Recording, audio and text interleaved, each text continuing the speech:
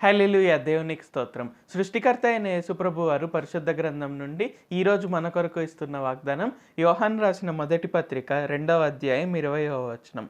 మీరు పరిశుద్ధుని వలన అభిషేకము పొందిన వారు గనుక సమస్తమును ఎరుగుదురు.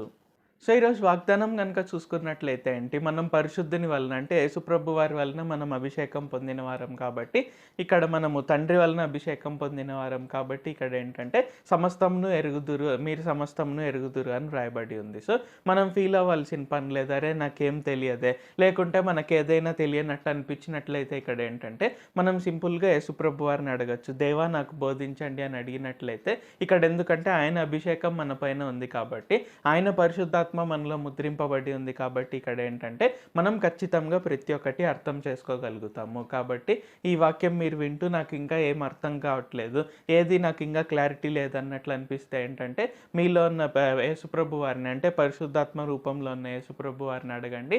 ఆయన చేత మీరు అభిషేకింపబడిన వ్యక్తులు కాబట్టి ఇక్కడ ఏంటంటే ప్రతి ఒక్కటి మీరు అర్థం చేసుకోగలుగుతారు. మీరు సమస్తమును ఎరుగుదురు అని వ్రాయబడి ఉంది కాబట్టి ఖచ్చితంగా ఆయన ప్రతి ఒక్కటి బోధిస్తారు. మీకు ప్రతి ఒక్క విషయం పైన క్లారిటీ వస్తుంది. ప్రార్థించుకుందాం. ప్రభువా, దేవా, సర్వాధికారి, మాకు ఇంకొకసారి ప్రార్థించుకునేందుకు అవకాశం ఇచ్చినందుకు వందనాలు తండ్రి. మీరు మా కొరకే చేసిన ప్రతి ఒక్క మేలుని బట్టి మీకు వందనాలు, స్తుతులు, స్తోత్రాలు తండ్రి. ఈరోజు వాగ్దానంని బట్టి వందనాలు తండ్రి. మేము మీ వలన అభిషేకం పొందిన వారం కాబట్టి మేము సమస్తమును ఎరుగుదుము అని మాకు తెలియజేసినందుకు వందనాలు తండ్రి.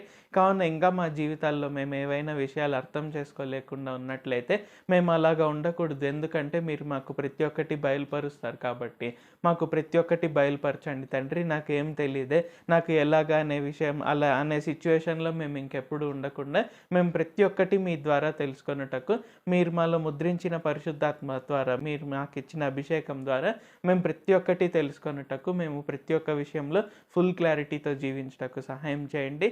నజరేయుడైన సర్వశక్తిగల యేసుక్రీస్తు నామములో ప్రార్థిస్తూ ఉన్నాం తండ్రి. ఆమేన్. Thank you Jesus. దేవుడు మిమ్మును ఆశీర్వదించును గాక.